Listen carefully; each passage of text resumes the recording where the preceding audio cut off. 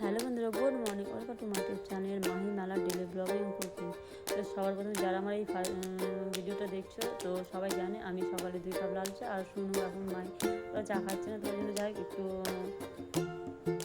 Bournvita মানে মায়ের শরীরটা দেখো প্রচণ্ড খারাপ, ওর শরীর একদম ভেঙে পড়েছে। তো যাই হোক, তো আমি সকালবেলা সবজির ভ্যান আসলো, তো সবজি নিতে গিয়েছিলাম। আমার আরও যে যা আছে ওরাও নেবে, আর ভ্যানে টমেটো এসছে, তো ওর একটু দাম কমেছে, আগে 250 নিতাম, তো যাই হোক আমি 500 নিলাম। আর ঘষে বাড়ি থেকে আমি দুধ নিয়ে এসেছিলাম, তো সবজির ভ্যান আসলো বলে একটু দাঁড়িয়ে সবজি নিয়ে নিলাম। আর আমি না আজকে না 5 টাকা কলা নিয়েছি, মানে 5 টাকা খুঁজে নিলাম, বললাম জটা করলে তটাই নিব। তো যাই হোক, এবার আমি না বাড়িতে ছিলাম, তোমার বড় মাসে না ডাক্তার বলছে মাছ এসে আজকে মাছ, আমি বললাম আজকে মাছ খাবো, তো বলো দেখো যদি পছন্দ তো নিয়ে নাও। তো এটা হচ্ছে দেশি রুই, মানে আমাদের পাশে হয়তো কোথাও পুকুর থেকে নিয়ে এসছে, তো 150 টাকা কিলো বললো। তো আমি একটাই মাছ নিলাম, কারণ শোনো আমি মাছ খাই না, তোমরা সেটা ভালো করে জানো। তো একটা মাছ নিলে হয়ে যাবে, আমাকে বারবার বলছো 2টো মাছ নেওয়ার জন্য, আমি বললাম না আমি একটাই মাছ নিব। তো যাই হোক, মাছগুলো আমাদের কেটেও দিল, মানে মাছ এখানে আসলে একটু বড় সাইজে থাকলে না কেটে দেয় মাছ। আমার ওই যা দাঁড়িয়ে আছে ও দুটো নিল, ও দুটো ছিল, ওরা খায় মাছ, আর আমার ছেলে মেয়ে একদম মাছ খাবে না, ঝোল আর আলু দিলেই হয়ে যায়। আমি একটা মাত্র মাছ নিলাম। আর আগের দিন আবার রান্নাঘরে ছিল, আগের দিন না কিছু সবজি কাটা ছিল, আর পেঁয়াজগুলোর অবস্থা এখন বর্ষার, তো কিছু সবজি কাটা ছিল, মানে ঝিঙা আলু ডাঁটা, তো কিছু কাটা ছিল। আর আমাকে কালকে বারণ করেছিল আগের দিন কি এতটা করতে হবে না, মানে কিছু করেছিলাম বেশি হয়েছিল, তো আমার বারণ করেছিল। তো আমি পরের দিন আবার কিছু আলু আর কিছু ঝিঙে গোটা ছিল, ওগুলো কেটে সবজিটা বানিয়ে নিলাম। তো যাই হোক, আমি রান্নাঘরে মেঝেতে বসে পড়েছি। আর আমাদের না একটা গিফট পার্সেল এসে আজকে আমি না প্রচণ্ড হ্যাপি, কারণ আমি না যতবার গ্যাস বানান আমার বড় মশাই এনে তো একদম সস্তা সস্তা, একদম আঁচ হতো না, মানে আগুন যেটা জ্বলতো না সেটা হতো না, আর আমার রান্নার প্রচণ্ড দেরি হতো। তো আমাকে ফার্স্ট টাইম একটা গ্যাস বানান নিয়ে দিলাম, সত্যি বলতে আমি খুব খুশি, যেটা তোমাদের বলে বোঝাতে পারছি না। আমার সোনা দানা গয়নাগাটি চান আমার সব পছন্দ না, আমার এই ছোটোখাটো আনন্দের মধ্যেই খুশি থাকি। তো মাহি আর সোনু ওটা প্যাকিংটা আনবক্সিং করছিলো, তো দেখো তোমরা। আর খুব ভালো লাগছিল, তো আর প্রচণ্ড ভারী আর খুব সুন্দর, দেখে বুঝতে পারবে। তো আমি ক্যামেরা করছিলাম, আর দেখো আমার বাচ্চাদেরকে দিয়েছে, কিছুদিন আগে শরীর খারাপ ছিল, যা ছিল তার থেকে প্রচণ্ড দুজনেরই শরীর খারাপ। আর এখানে না জানি না কেন ভিডিওতে একটু কালো মনে হচ্ছে, বাট ওদের গায়ের রঙ এতটা চাপা না। তো যাই হোক, অনেকটাই পরিষ্কার। দেখো গ্যাস স্টোভটা আমি সত্যি আজ অনেক অনেক হ্যাপি, মানে বলে বুঝতে আর 3টে বানানোর সময় তো খুব ভালো লাগলো। আর আমার গ্যাসের আর একটা আবার প্রচুর খারাপ হয়েছে, একটাতে রান্না করতে হতো আমাকে, মানে ওটা একটা চাকু ঢুকিয়ে ওরকমটা যাই কিছু একটা করতে হতো। তো মাহি আর সোনুর জন্য একটু আমাকে যত্ন নিতে হবে, তার মধ্যে একটু ভিডিও করতে হচ্ছে। আর সোনুর সামনে পরীক্ষা, তো ওকেও বেশি ব্যস্ত করতে যেতে হবে না, একটু কদিন আমাকে সোনু ভিডিও করে দিয়েছে আর কিছু এডিটিংও করে দিয়েছে। তো যাই হোক, ভালো লাগছিলো। তো মাই দেখো, ও তো কেচি চাকু হাতে পেলে কিছু না কিছু কাজ করতে আরম্ভ করে দিই। তো এখানে কিছু বার্নারের ওই ইয়েগুলো ছিল, ওই উনানগুলো, তো এটা মাহি ওর করবে, ও কাউকে করতে দিবে না, তো ও বের করলো।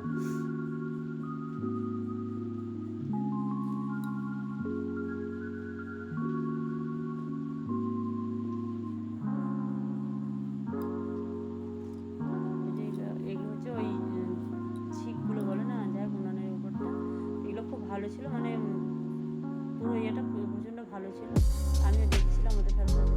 আমার মেঝেটা দেখে না তোমাদের কেমন মনে, মানে আমি একবার বাইরে ঘুরতে গেছিলাম, আমার বড় মশাইয়ের ছেলে ছিল, আর ওরা পুরো মেঝেতে লাল কালার করে, কার বুদ্ধি করে জানি না, তো এরকমভাবে আস্তে আস্তে কালারগুলো উঠছে, তো দেখে খারাপ লাগছে। তো ভগবান যদি চাই তো কোনোদিন ভালো করে করা হবে, এখন এভাবে চলছে। দেখো মা এখানে সাজিয়ে দিল।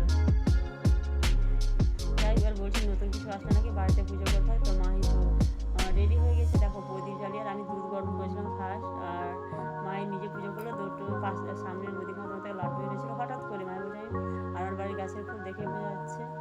তো যাই হোক, আমি নতুন স্টোভে ভাত বসিয়ে দিয়েছি, আর যে সবজিগুলো আমি কেটেছিলাম সেগুলো এবার রান্না করবো। আমি না ঝিঙে আলু ডাঁটা সবজি আগের দিকে কাটেছিলাম, দেখে একটু কেমন লাগছে, তো আমি এটা না মশলা ব্যবহার করি না, শুধু পেঁয়াজ আর কাঁচা লঙ্কা আর পাঁচফোড়ন আর যাই হোক ওগুলো দিয়ে রান্না করি, আমার মশলা ব্যবহার করি না। এটা হচ্ছে আলু পটল আমি ফ্রাই প্যানে না কিনে দিলাম, মানে মাছের ঝোল করে পাতলা করে বলেছিলাম, একটাই মাছ নিয়েছিলাম, তো যাই হোক পাতলা করে মাছের ঝোল হবে। তো আমার এদিকে মশলাটা প্রায় ভাজা হয়েছে, আর আমি না 2টো টমেটো দিলাম, একটু টক টক করবো, তবু যদি ওরা খায়, মাছ তো খাবেই না।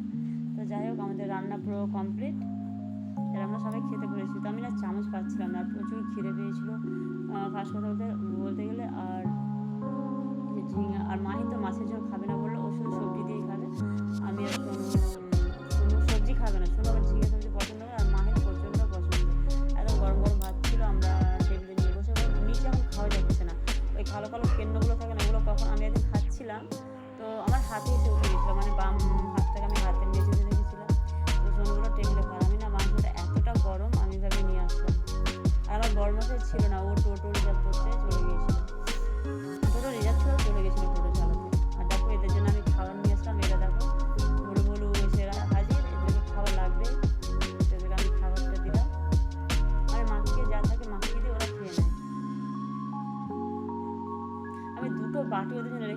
বাটিগুলো না ঠিক মতন খায় না, এতটা ইয়ে করে রেখেছি। আর প্রতিদিন সবসময় ধোয়া সম্ভব না, তো আমি এই আমাদের কলপারে মেঝেতে রাখি, পরে আবার জল দিয়ে সেই জায়গাটাকে ধুয়ে নেওয়া হয়। তো আজকে এদেরকে আমি খেতে দিচ্ছি।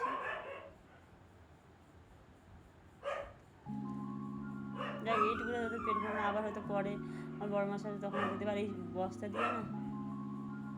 আর দেখো এখানে আমি না আমি পেছন দিকে না প্রচণ্ড ওই কালো কালো কেন্নগুলো আছে। আর আমি ওই আমার টোটো ঘর একটা বেসিন আছে, এখানে এসে বাসনগুলো ধুয়ে নিই। আর একটা কথা তোমাদের যেটা বলা হয়নি সেটা হচ্ছে আমি না মানে নতুন গ্যাসটা নিয়ে আসা হয়েছিল, তো আমি না রান্নাঘরটা প্রচণ্ড নোংরা হয়ে পড়েছিল। তো আমি যাই হোক আমার না প্রচুর খিদে পেয়েছিল, আমি ভাতটা সবার আগে খেয়ে নিয়েছিলাম। তো যাই হোক আমি এবার রান্নাঘরটাকে একটু গুছিয়ে রান্নাবান্না করে আগে খেয়ে নিয়েছিলাম। আর সত্যি কথা আমি স্নানও করেছিলাম না। তো যাই হোক তোরা কেউ কিছু খারাপ ভেবো না, কারণ সকাল থেকে আমার খাওয়া হয়েছিল সেভাবে। এবার আমি এগুলোকে সব কিছু যেগুলো বাকি জিনিসগুলো ছিল সেগুলো গুছিয়ে নিব। মানে আমার রান্না হয়ে গিয়েছে, আর পুরোনো ইয়েটা রাখা আছে এখানে। তো আমার রান্না হয়ে গেছে, এবার আমি বাকি জিনিসগুলো সব গুছিয়ে নিয়ে রান্নাঘরটাকে একটু পরিষ্কার করে নিই, কারণ সময় হয় না। আর এগুলো ছোলাগুলো কবে থেকে আনা আছে ছাতু বানানোর জন্য, তো এগুলো এই ঘরে রাখা আছে। আমি সোনুগুলো এগুলোকে আগে সরিয়ে দিয়ে এগুলো ভাসতে দিতে মিলে পাঠিয়ে দেবো। তো আমি সোনুকে এগুলো পাঠিয়ে দিলাম।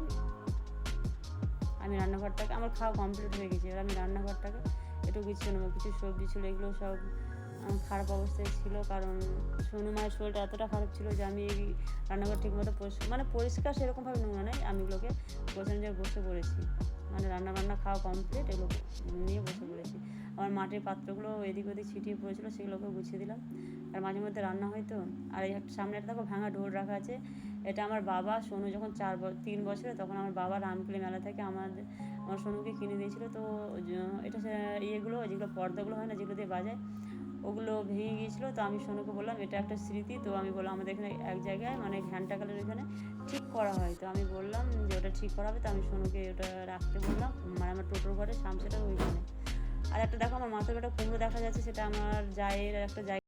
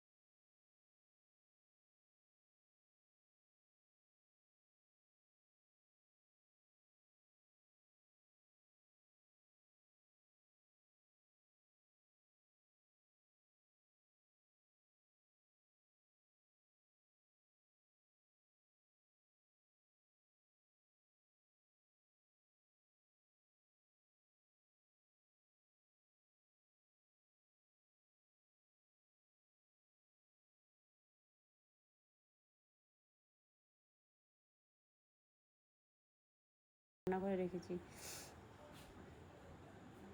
তো যাই হোক এগুলো আমি গুছাচ্ছি, তো আমার গোছানো প্রায় কমপ্লিট হয়ে আসলো।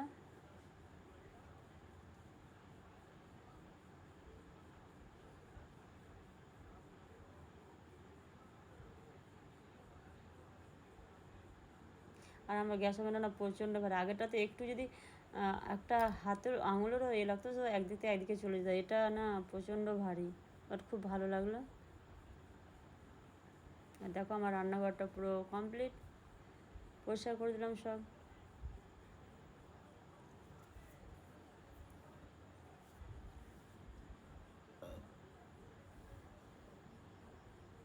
আর বস্তা এখানে বস্তাটা আছে না, ওটা চাল রাখা, চালের একটা ঢোপ আছে, ওটা রাখা যাচ্ছে না, অনেকটাই বড়। তারপর এগুলো করার পর না আমি বলেছিলাম আমি স্নানও করেছিলাম না। এবার আমরা ছাদে দেখো কী পরিমাণে জল ইয়ে করেছি। আর এখানে যে রোহিতের জেঠুমশাই মারা গেছিলো, তো পুরো টাকলা হয়ে গেছে, মানে অমরেশপুরি বললেই হয়। তো যাই হোক, গাছের ছাদের চারদিকটা তোমাদের দেখানো হচ্ছে। আমাদের এখান থেকে না অনেক আমাদের মেন টাউনের কিছু কিছু উঁচু উঁচু বিল্ডিংগুলো দেখা যায়, মানে আমাদের মেডিকেলের কিছু উপরের বিল্ডিংগুলোর এগুলো দেখা যায়। তো এগুলো হচ্ছে আমাদের বাড়ির আশেপাশের বাড়িগুলো। আর মায়ের দেখো আজকে অনেকদিন পর ওকে স্নান করে দিচ্ছিলাম না, তো আজকে ও স্নান করেছে। আর রোহিত দেখো শার্ট কাচতে বসে গিয়েছে। আর আমি আজকে না মানে কি বলবো, কাজটা দেখতেই পেলো, তো আমিও ভালো উপরে আজ স্নান করবো, তো স্নান করার জন্য উপরে এসে গিয়েছি। আর মায়ের তো জল পেলে হলো, জল ছাড়া কিছু জানে। একটা রোহিতের ব্যাগ আর একটা এখানে সোনুর ব্যাগ, দুজনেই পরিষ্কার করবে। আর দেখো মাই কী করেছে, আজকে সোনুর ফোনের সত্যানাশ করে দিয়েছে। ওকে বলে তোর ভিডিও করে দিই, তো ভিডিও করার জন্য বললো তুই জলটা ওপর দিকে স্লো মোশনে করবে। আর দেখো জলটা কী পরিমাণে ক্ষতি করলো। ওকে জলটা উপর দিকে ছাড়তে বলেছে, আর ও কী করেছে একদম সোনুর দিকে চালিয়ে দিয়েছে। এ থেকে জলগুলো কীভাবে আসছে। এবার বলো মাহিকে মারতে ইচ্ছে করবে কি করবে না। আর ওভার জল করে দিয়েছে। এবার আমিও চলে আসলাম স্নান করবো বলে, আর বসে পড়লাম। তো আজকের ভিডিও যদি তোমাদের ভালো লেগে থাকে তো অবশ্যই লাইক, শেয়ার এবং সাবস্ক্রাইব। আর সকলে ভালো থেকে সুস্থ করে, আর নতুন যারা আছো তারা প্লিজ সাবস্ক্রাইব করে পাশে থেকে। টাটা।